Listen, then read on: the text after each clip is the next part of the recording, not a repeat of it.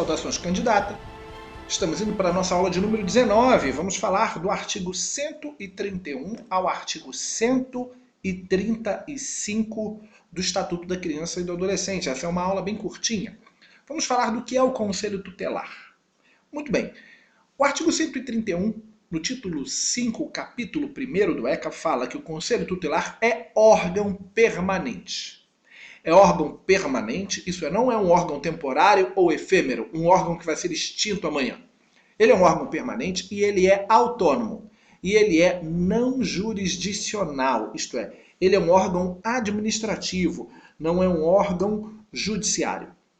E ele é encarregado pela sociedade de zelar pelo cumprimento dos direitos da criança e do adolescente definidos nesta lei. A bem da verdade, não só os definidos nesta lei, mas em outros diplomas que se coadunem com essa lei. Mas, para fins de prova, os definidos nesta lei. Então, é um órgão permanente, autônomo e não jurisdicional que tem como dever zelar pelos direitos da criança e do adolescente estabelecidos pelo ECA. Muito bem.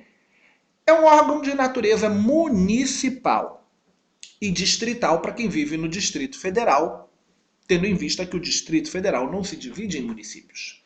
Por isso, o artigo 132, que já está aí na tela, diz que em cada município e em cada região administrativa do Distrito Federal haverá, no mínimo, um conselho tutelar como órgão integrante da administração pública local. Então, veja, é um órgão municipal e distrital. Esse conselho será composto de 5 membros, escolhidos pela população local, em votação, em regra, para mandato de 4 anos do Conselho Tutelar. A regra do Conselho Tutelar foi alterada. O artigo 132, em sua redação original, dizia que em cada município e em cada região administrativa do Distrito Federal haverá, no mínimo, um Conselho Tutelar, como órgão integrante da administração pública local, composto de 5 membros, escolhidos pela população local para mandato de 4 anos, permitida uma recondução. Bem, no ano de 2019, através da Lei 13.824, essa uma recondução acabou, sendo colocado aí que é permitida a recondução.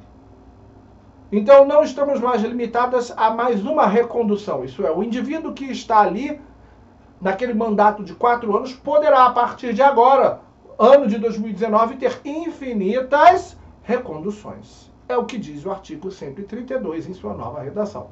Uma recondução caiu para apenas recondução, não limitando o processo de recondução, fazendo com que o membro do Conselho Tutelar possa ter mandatos sucessivos e infinitos. O artigo 133 diz que para a candidatura a membro do Conselho Tutelar serão exigidos os seguintes requisitos. O primeiro, reconhecida idoneidade moral. Segundo, idade superior a, destaca, 21 anos. E, óbvio, residir no município ou na própria região administrativa, se você estiver falando do Distrito Federal. 134. Lei municipal ou distrital disporá sobre o local, dia, horário e funcionamento do Conselho Tutelar, inclusive quanto à remuneração dos respectivos membros, aos quais é assegurado o direito a, inciso 1º, cobertura previdenciária, isso é meio óbvio.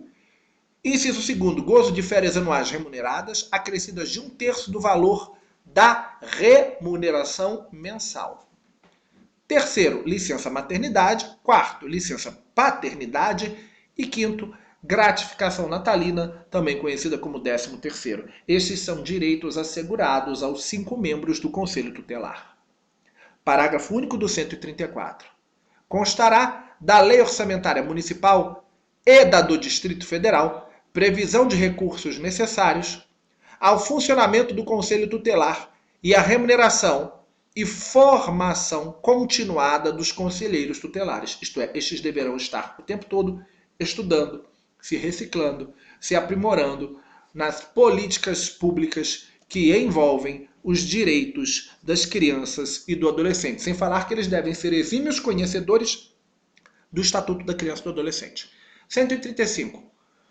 O exercício efetivo da função de conselheiro constituirá um serviço público relevante e estabelecerá a presunção de idoneidade moral. Então existe uma presunção que ela é relativa, ela não é absoluta, mas ela existe, de que o conselheiro tutelar é uma pessoa idônea no sentido moral. Muito bem, como eu disse, essa aula era bem curtinha, era a aula de número 19. Na nossa próxima aula, a aula de número 20, vamos falar das atribuições do conselho.